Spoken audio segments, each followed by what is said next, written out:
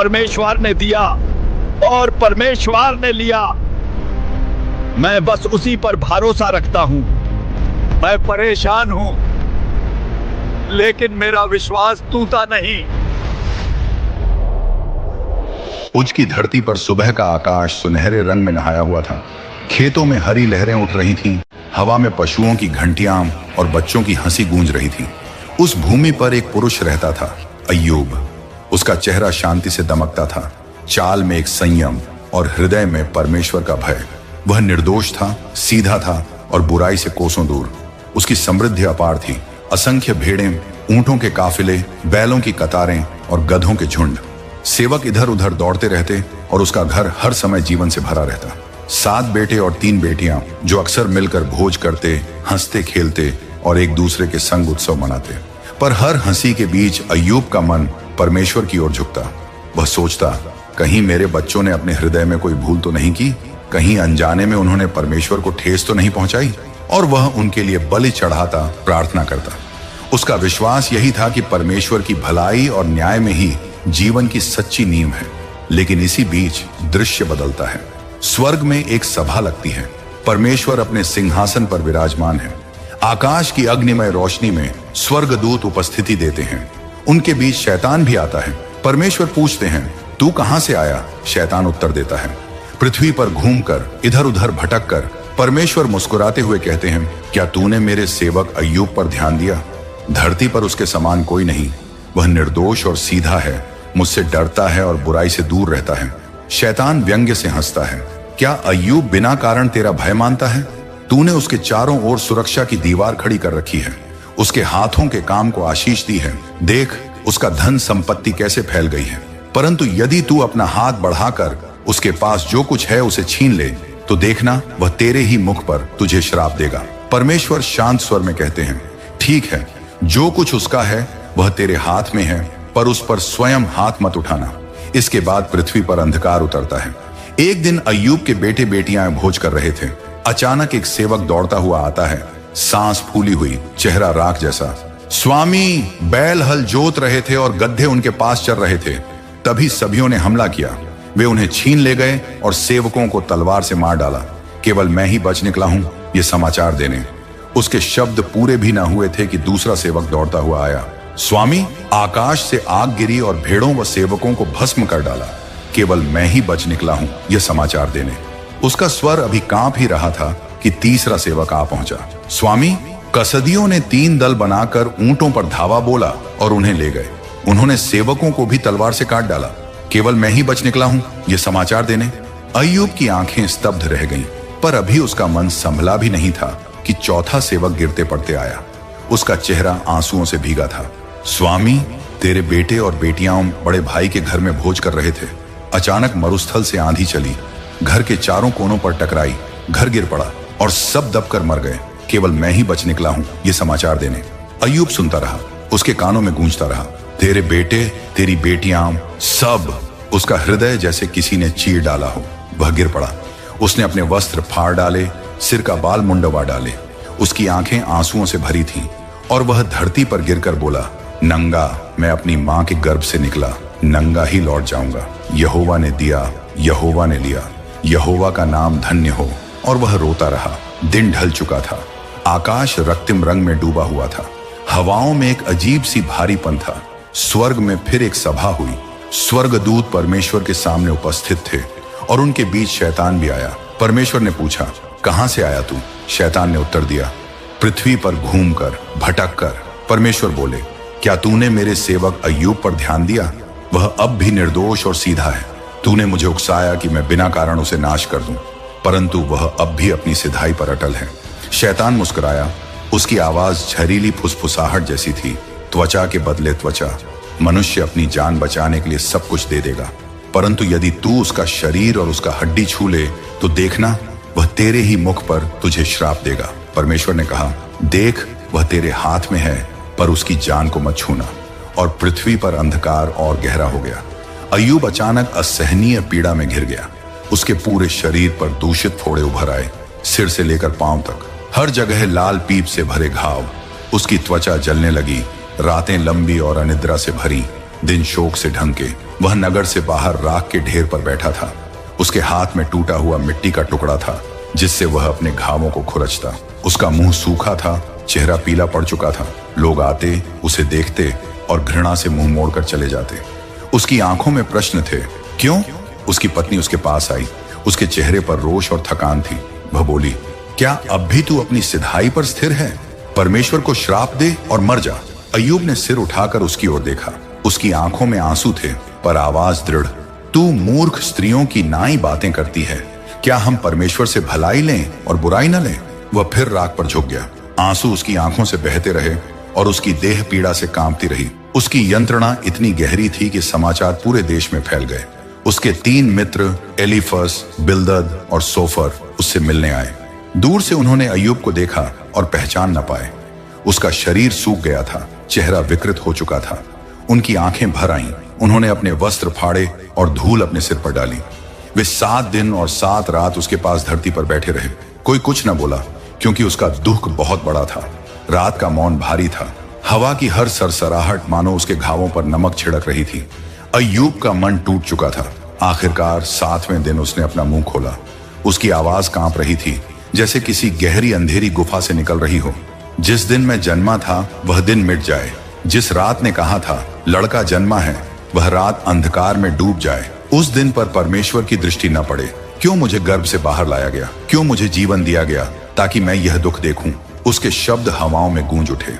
चांदनी फीकी पड़ गई और उसके मित्रों ने एक दूसरे की ओर देखा। अब उनका मौन टूटने वाला था। राख पर बैठा अय्यूब अब पूरी तरह टूट चुका था।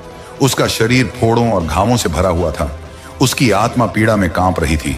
हवा में हल्की ठंडक थी लेकिन उसके भीतर जलती हुई आग और पीड़ा ने उसे ठंडक का अनुभव ही नहीं होने दिया। एलीफस, बिल्दद और सोफर उसके पास आए। उनके चेहरे पर गंभीरता और चिंता दोनों झलक रही थी। वे उसे सांत्वना देने आए थे परंतु उनकी आंखों में एक अस्पष्ट कठोरता भी थी। एलीफस ने धीमे स्वर में कहा, अय्यूब, क्या तूने कभी सोचा है कि शायद ये सब कष्ट किसी कारण से हैं? कोई पाप तो नहीं किया तुझसे? परमेश्वर कभी अंधकार में न्याय नहीं करते। सोच, क्या तेरे भीतर कोई भूल छिपी नहीं है? अय्यूब ने उसकी ओर देखा। आंखों में पीड़ा, होंठ कांप रहे थे पर उसकी आवाज स्पष्ट और दृढ़ थी। तुम कहते हो कि मैंने कोई पाप किया है पर मैं हमेशा परमेश्वर से डरता रहा, बुराई से दूर रहा। फिर भी मेरी सारी खुशियां, मेरे बच्चे, मेरे सेवक, सब कुछ एक पल में नष्ट हो गया। क्या यही न्याय है? बिल्दद ने सिर हिलाया। उसका स्वर कठोर था। अय्यूब, कोई भी दुख बिना कारण नहीं आता। तेरे बच्चे शायद अपने कर्मों के कारण इस विपत्ति के भागी बने। यदि तू सच में अपने पापों को पहचान ले और पश्चाताप कर ले तो परमेश्वर फिर से तुझ पर दया करेंगे। सोफर ने और भी तीखे स्वर में कहा, क्या तेरी बातें सत्य हैं? क्या तू निर्दोष है? काश परमेश्वर स्वयं बोले और तुझे तेरी गलती दिखाए। उसने तेरा बहुत कुछ भुलाया पर यदि तू अब भी अपने पापों को न छोड़े तो तेरा दुख बढ़ता रहेगा। अय्यूब ने गहरी सांस ली। उसके घाव फट रहे थे पर उसकी आत्मा अब भी अडिग थी। उसने कहा, तुम व्यर्थ के वैद्य हो। तुम मेरे दुख में और नमक छिड़क रहे हो। क्या तुम सोचते हो कि तुम्हारे शब्द मुझे बदल देंगे? क्या तुम्हारे तर्क मेरे परमेश्वर के न्याय को चुनौती दे सकते हैं? उसकी आंखों में आंसू थे पर आवाज में शक्ति थी। मैं निर्दोष हूं। मैं अपने विश्वास को नहीं छोड़ूंगा। चाहे मेरे सारे संबंधी मर जाएं, चाहे मेरी संपत्ति छीन ली जाए, चाहे मेरा शरीर पीड़ा में टूट जाए, मैं अपनी सच्चाई पर अडिग रहूंगा। मैं परमेश्वर के न्याय को नहीं दोषी ठहरा सकता और यदि कोई मुझ पर दोष लगाए तो भी मैं चुप नहीं रहूंगा। मेरा हृदय मुझसे यह कहता है कि मैं निर्दोष हूं। एलीफस, बिल्दद और सोफर अब और भी असहज हो गए।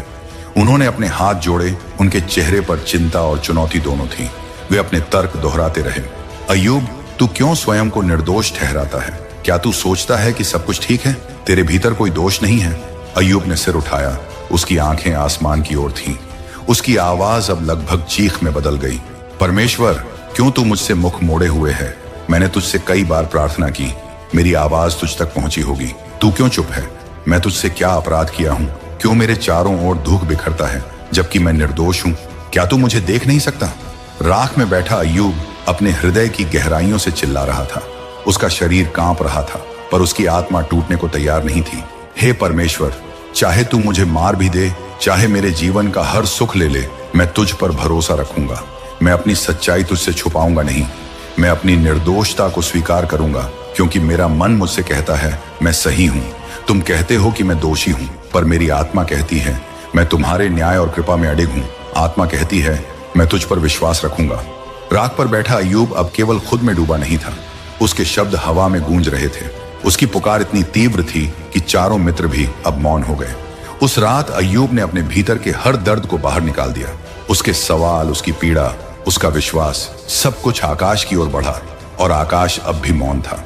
उस मौन में अय्यूब ने पहली बार महसूस किया कि उसकी पीड़ा केवल उसका शरीर और रिश्तों की नहीं, बल्कि उसकी आत्मा की परीक्षा है, और वह तैयार था अपने विश्वास और सत्य के साथ, चाहे सामने जो भी विपत्ति आए। अय्यूब राख के ढेर पर बैठा था।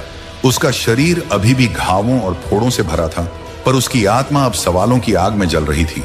उसके कानों में हवा की सरसराहट थी, लेकिन हर आवाज उसमें एक प्रश्न उठा रही थी, क्यों निर्दोष पीड़ित होता है। तभी अचानक आकाश गड़गड़ाने लगा। अंधेरा आसमान को ढक गया। तेज हवाओं ने पेड़ों को झकझोर दिया और मरुस्थल की रेत उड़ने लगी। बिजली चमकी और बादलों के बीच से एक अद्भुत भव्य प्रकाश फैला। ध्वनि इतनी गूंजती थी कि अय्यूब का दिल डर के बावजूद थरथराया। उसी प्रकाश और आवाज में एक स्वर सुनाई दिया, भयंकर पर शांत, जैसे सृष्टि के हर रहस्य का वाहक। अय्यूब! उसकी आत्मा कांप उठी। उसने फड़फड़ाते हुए अपने घावों में हाथ डाला। हे परमेश्वर, क्या यह तू ही है? क्या मैं तुझे देख सकता हूं? और स्वर फिर गूंजा, कौन है जो बिना ज्ञान के मेरी योजना पर प्रश्न उठा रहा है? कौन है जो मेरे विचारों पर टिप्पणी करता है? अय्यूब ने सिर झुकाया। उसकी आंखें नम थीं, शरीर थकान से लड़ रहा था। उसने धीरे कहा, हे प्रभु, मैं तुच्छ हूं। मैं धूल और राख में बैठा हूं।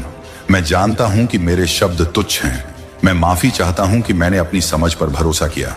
तब परमेश्वर ने अय्यूब से प्रश्न करना शुरू किया। उनके शब्द ऐसे थे कि जैसे सृष्टि खुद बोल रही हो। जब मैंने पृथ्वी की नींव रखी थी, तब तू कहां था? तू जानता है कि इसकी सीमाएं किसने तय की? तू बताना चाहता है कि कौन इसे नापने के योग्य है? अय्यूब ने कुछ कहने की कोशिश की, पर शब्द उसके मुंह पर अटक गए। उसकी आत्मा महसूस कर रही थी, उसकी समझ इस महान सृष्टि के सामने नगण्य है। क्या तू भोर को आदेश दे सकता है? क्या तू समुद्र को उसके द्वारों में बांध सकता है? क्या तू उस दुष्ट को हिला सकता है जो धरती पर फल फूल रहा है? परमेश्वर की आवाज गहरी और अद्भुत थी। अय्यूब ने सिर झुकाया। उसके होंठ कांप रहे थे। उसने कहा, हे प्रभु, मैं कुछ नहीं हूं। मेरी शक्ति नगण्य है, मेरी बुद्धि तुच्छ है। मैं तेरी महिमा के सामने धूल और राख से अधिक नहीं हूं। तब परमेश्वर ने उसे दिखाया, सागर की विशाल लहरें, पर्वतों की ऊंचाई, जंगलों की गहरी छाया, पशु जो निर्भय और अडिग हैं, और नदी जो न थमती न थकती। अय्यूब को एहसास हुआ कि उसकी सीमित समझ से वह इस विराट सृष्टि की गहराई को कभी पकड़ नहीं सकता। फिर परमेश्वर ने कहा, हे अय्यूब, क्या तू न्याय करने योग्य है? क्या तेरे शब्द मेरी योजना को बदल सकते हैं? अय्यूब ने सिर झुकाया। आंसू उसकी आंखों से बहते रहे। उसने मन ही मन कहा, मैं अपनी बुद्धि पर भरोसा नहीं करूंगा। मैं तेरी शरण में आता हूं। मैं तुझ पर विश्वास रखता हूं। तब परमेश्वर ने उसके मित्रों से कहा कि वे बलिदान चढ़ाएं और अय्यूब उनके लिए प्रार्थना करे। उनके झूठ और भ्रम के कारण उन्हें दंड मिला। अय्यूब ने अपने हृदय की गहराई से प्रार्थना की। उसकी आत्मा अब परिवर्तित हो चुकी थी। उसकी पीड़ा ने उसे और दृढ़ बना दिया था। उसने महसूस किया, सत्य का मार्ग कठिन है, पर जो परमेश्वर पर विश्वास रखता है वह कभी अकेला नहीं है।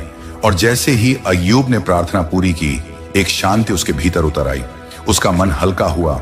उसके हृदय में विश्वास और दृढ़ हुआ। उसकी आत्मा ने महसूस किया, परमेश्वर की योजना मानव समझ से परे है, और वही सच्चा न्याय और करुणा है। रात अब शांत थी। हवाएं धीमी हुई, आकाश साफ, और अय्यूब राख के ढेर पर बैठा, अब अपने भीतर के डर और पीड़ा को त्यागते हुए परमेश्वर के अनंत विश्वास में डूब गया।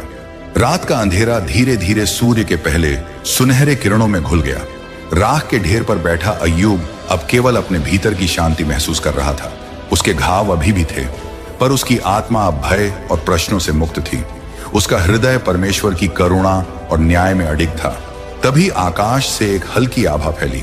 हवा में एक नई ताजगी, नर्म रोशनी और गूंजती हुई शांति का अनुभव हुआ।